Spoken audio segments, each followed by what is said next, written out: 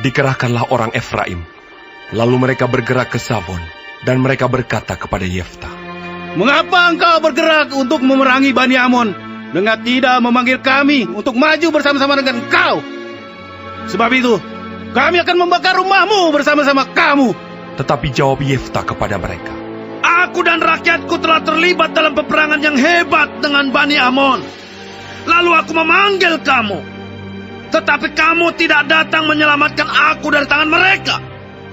Ketika kulihat bahwa tidak ada yang datang menyelamatkan aku, maka aku mempertaruhkan nyawaku dan aku pergi melawan Bani Amon itu. Dan Tuhan menyerahkan mereka ke dalam tanganku. Mengapa pada hari ini kamu mendatangi aku untuk berperang melawan aku?" Kemudian Yefta mengumpulkan semua orang Gilead, lalu mereka berperang melawan suku Efraim. Dan orang-orang Gilead mengalahkan suku Efraim itu. Sebab orang-orang itu mengatakan, "Kamulah orang-orang yang telah lari dari suku Efraim." Kaum Gilead itu ada di tengah-tengah suku Efraim dan suku Manasye. Untuk menghadapi suku Efraim itu, maka orang Gilead menduduki tempat-tempat penyeberangan sungai Yordan. Apabila dari suku Efraim ada yang lari dan berkata, "Biarkanlah aku menyeberang," maka orang Gilead berkata kepadanya, "Orang Efraim kah engkau?" Dan jika ia menjawab, "Bukan," maka mereka berkata kepadanya, "Coba katakan dahulu, Sibolet."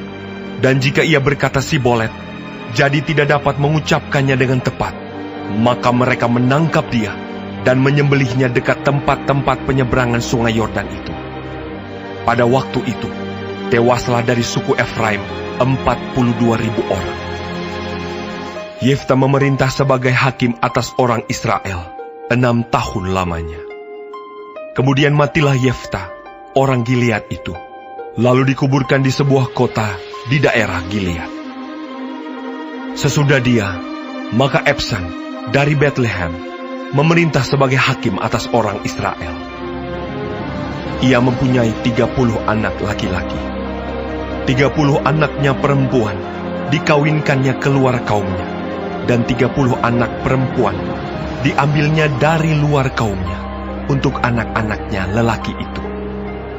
Ia memerintah atas orang Israel 7 tahun lamanya. Kemudian matilah Ebsan, lalu dikuburkan di Bethlehem. Sesudah dia, maka Elon orang Zebulon memerintah sebagai hakim atas orang Israel. Ia memerintah atas orang Israel 10 tahun lamanya. Kemudian matilah Elon, orang Zebulon itu, lalu dikuburkan di Ayalon, di tanah Zebulon. Sesudah dia, maka Abdon bin Hilel, orang Piraton, memerintah sebagai hakim atas orang Israel. Ia mempunyai 40 anak laki-laki dan 30 cucu laki-laki, yang mengendarai 70 ekor keledai jantan. Ia memerintah atas orang Israel 8 tahun lamanya.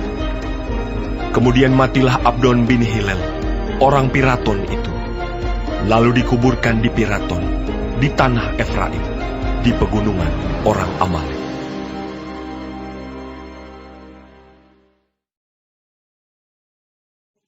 Shalom semua jemaat Tuhan, kembali kita di dalam pendalaman Alkitab Clear Sight. Sekarang kita sudah memasuki kitab Hakim-Hakim 12. Tuhan Yesus memberkati. Kemenangan Yefta atas Bani Amon ternyata tidak membuat semua orang senang. Ada orang Efraim yang merasa diabaikan karena tidak diikutsertakan di dalam peperangan itu. Bahkan mereka sampai mengancam akan membakar rumahnya dan Yefta. Suku Efraim ini ingin dihormati. Mereka juga ingin dihormati oleh saudara-saudara mereka. Di dalam ayat 2, Yefta sudah meminta pertolongan kepada mereka, tetapi mereka tidak merespon. Orang Efraim sebenarnya memiliki kesempatan untuk menolong, tetapi mereka diam saja. Setelah perang selesai dan nama Tuhan dimuliakan, mereka baru komplain. Yefta mengumpulkan semua orang Gilead untuk memerangi suku Efraim. Maka terjadilah perang saudara yang memakan korban jiwa dari suku Efraim ada 42.000 orang.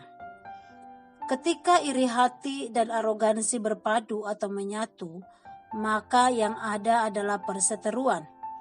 Kedua sikap ini adalah sikap yang ingin meninggikan diri dan merendahkan sesama, menganggap diri penting, yang lain bukan apa-apa.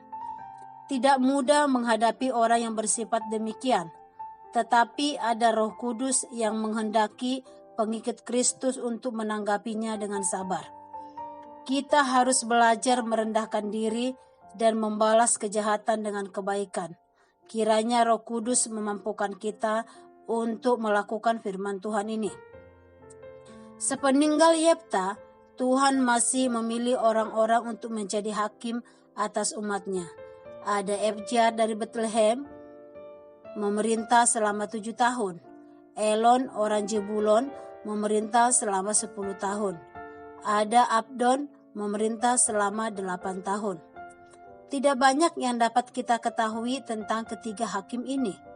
Namun selama mereka memerintah, ada kedamaian di tanah Israel, keamanan dan kesejahteraan tercipta di dalam negeri Israel karena perlindungan Tuhan semata.